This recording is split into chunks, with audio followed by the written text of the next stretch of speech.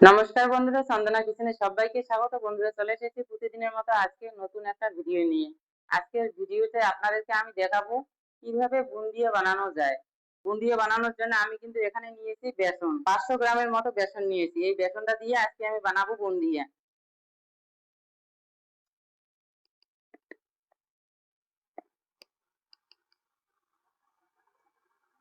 এর মধ্যে কিন্তু আমি কোনো আটা বা ময়দা ব্যবহার করব না। এর মধ্যে খালি শুধু দেব একটুখানি খাওয়ার সোডা, খুব সামান্য অল্প একটু খাওয়ার সোডা দিব।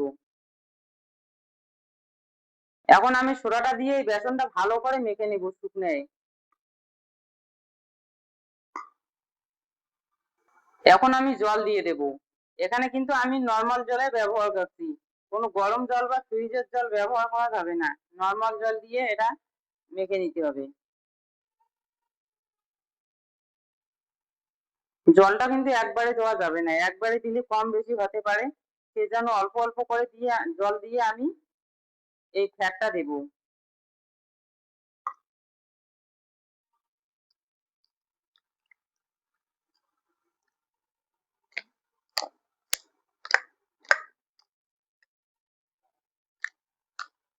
এই বুন্দিয়া বানাতে কিন্তু ফ্যাটটাই আসল। ফ্যাটটা যত ভালোভাবে দেওয়া হবে বুন্দিয়াটা কিন্তু তত ভালোভাবে ফুলে উঠবে। ফুলে উঠবে আর নরমও হবে, খেতে কিন্তু দারুণ হবে।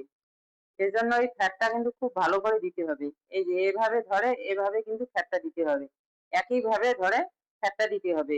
এভাবে উল্টো করে দিলে হবে না, কিন্তু ফ্যাটটা কিন্তু এই পাশ ধরে দিতে হবে। দোকানের যে বুন্দিয়াগুলো পাওয়া যায় ওই বুন্দিয়াগুলোতে কিন্তু ফুড কালার মেশানো হয়। আমি যে বুন্দিয়াটা বানাবো সেই বুন্দিয়াতে কিন্তু কোনো ফুড কালার মেশানো হবে না। যেহেতু আমি বাড়িতে বানাবো, বাড়িতে খাওয়ার জন্য বুন্দিয়া বানাবো, সেজন্য আমি কেন ফুড কালার মেশাবো? ফুড কালারটা খেলে কিন্তু মানুষের ক্ষতি হয় বা সমস্যা হয়। এক একজনকার এক এক রকম সমস্যা হয়, সেজন্য আমি ফুড কালারটা বাদ দিয়েই আজকে বুন্দিয়া বানাবো। আর ফুড কালারটা দিলে কি হয়, একটুখানি দেখতে সুন্দর হয়, সেজন্যই মানুষ ফুড কালারটা দেয়। আমি কিন্তু ফুড কালারটা দেবো না, আজকে ফুড কালারটা ছাড়াই বুন্দিয়া বানাবো।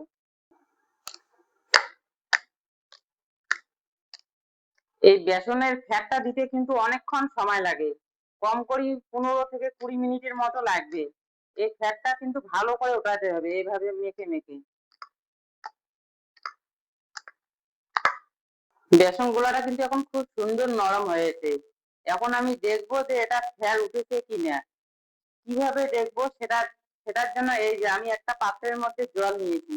এই জলের মধ্যে একটুখানি দিয়ে দেখবো যে ফুলে উঠছে কিনা। যদি কেউ ভেসে ওঠে তাহলে বোঝা যাবে যে ফ্যাটটা হয়েছে। এই দেখো খুব সুন্দর ভাবে কিন্তু ফুলে উঠেছে, বোঝা যাচ্ছে আমার ফ্যাটটা কিন্তু ভালো করে উঠে গেছে। এখন আমি এটা ভাজার জন্য রেডি হবো। আমি কিন্তু আগে থেকে গ্যাসটা অন করে কড়াইতে বসিয়ে দিয়েছি। এখন আমি এর মধ্যে দিয়ে দেবো তেল। তেলটা কিন্তু বেশি করে দিতে হবে একবারে, আর একবার তেল দিতে গেলে ঠান্ডা হয়ে যাবে, ভালো হবে না। সেজন্য আমি একেবারে তেলটা দিয়ে দিচ্ছি। বুন্দিয়া ভাজার জন্য তেলটা কিন্তু ভালো করে গরম করে নিতে হবে। তেলটা কিন্তু আমার ভালো করে গরম হয়ে গেছে। তেলে যে এই যে আমি বেসনটা দেবো তার জন্য কিন্তু এই যে একটা আমি ছিদ্রযুক্ত ঝর্ণা নিয়েছি। এই ঝর্ণাটা দিয়ে কিন্তু আমি বেসনটা তেলের মধ্যে দেবো।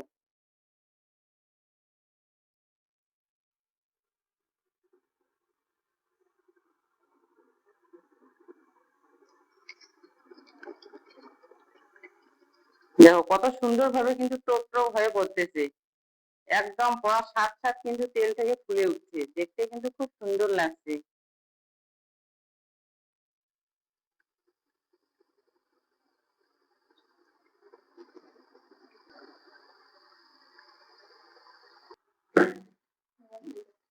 বুন্দিয়া গুলো কিন্তু একদম সবগুলো বুন্দিয়া এক সাইজে হয়েছে, দেখতে কিন্তু খুব সুন্দর লাগছে। বুন্দিয়াটা কিন্তু একটু কড়া ভাবে ভাজতে হবে, হালকা ভাবে ভাজলে হবে না। হালকা ভাবে ভাজলে তাড়াতাড়ি নষ্ট হয়ে যাবে। আর কড়া করে ভাজাটা দিলে কম করে আপনারা 1 মাস হলেও 1 মাস বয়ামে ভরিয়ে খেতে পারবেন।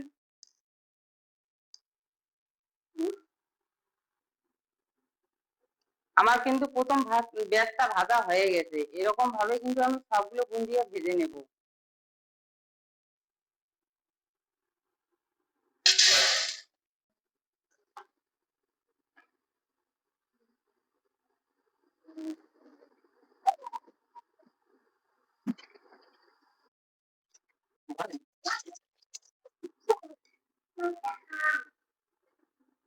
দেড় বাটি জলের জন্য কিন্তু 1 বাটি চিনি দিয়ে দিব।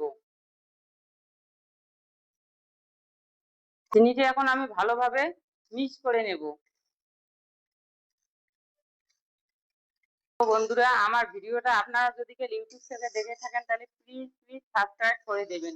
আর ফেসবুক পেজ থেকে যদি কেউ দেখে থাকেন তাহলে প্লিজ পেজটি ফলো করে আর বন্ধুদের দেখার জন্য একটা শেয়ার করে দেবেন।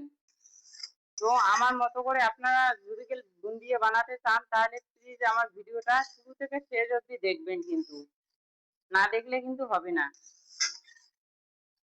সামনে কিন্তু জন্মাষ্টমী আসছে। আমার মতো করে বুন্দিয়া বাড়িতে বানিয়ে কিন্তু আপনারা ঠাকুরকে প্রসাদ হিসেবে দিতে পারবেন বা আপনারা নিজেও খেতে পারবেন।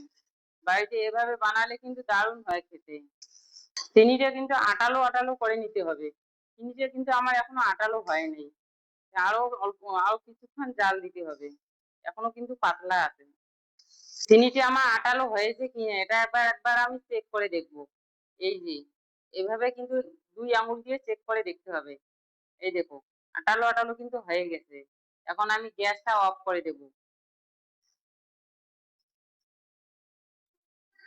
গ্যাসটা অফ করে চিনিটা একটু ঠান্ডা করে নিতে হবে।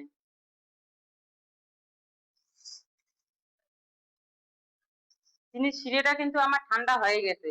এখন আমি এর মধ্যে এই যে বুন্দিয়াগুলো দিয়ে দেব। বুন্দিয়াগুলো দিয়ে এভাবে ভালো করে মিক্স করে নিতে হবে।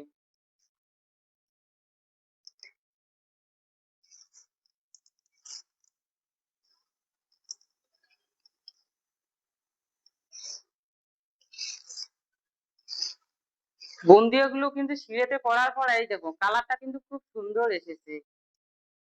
খেতে কিন্তু দারুণ লাগবে। আমার মতো করে আপনারা বাড়িতে বুন্দিয়া বানিয়ে খাবেন।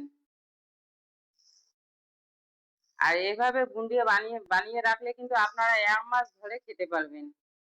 নষ্ট হওয়ার কোনো সম্ভাবনা থাকবে না। যেটা এরকম এটা যেহেতু শুকনো হয়েছে, এভাবে আপনারা বয়ামে ভরে রাখলে 1 মাস ধরে খেতে পারবেন। বুন্দিয়াটা কিন্তু আমার একদম রেডি হয়ে গেছে। এখন আমি এগুলো একটা গামলার মধ্যে নামিয়ে নেব।